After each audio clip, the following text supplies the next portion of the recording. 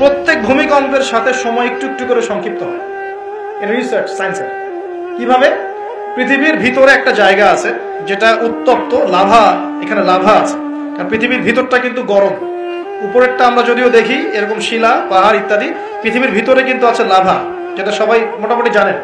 এর ভিতরে একটা জায়গা আছে, ইনার কোর বলে জায়গাটাকে, একদম ভিতরে। এখনকার সাম্প্রতিক গবেষণা বলছে যে ভূমিকম্পগুলোর প্রভাবে, পৃথিবীতে যত ভূমিকম্প হয়েছে এর প্রভাবে ইনার কোর আগে যেদিকে ঘুরতো এখন উল্টা দিকে ঘোরা শুরু করেছে।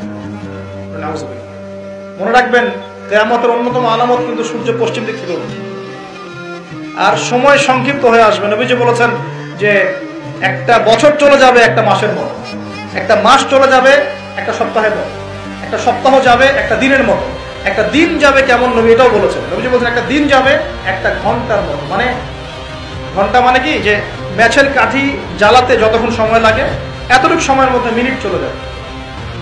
কিভাবে হবে এটা আল্লাহ ভালো জানেন।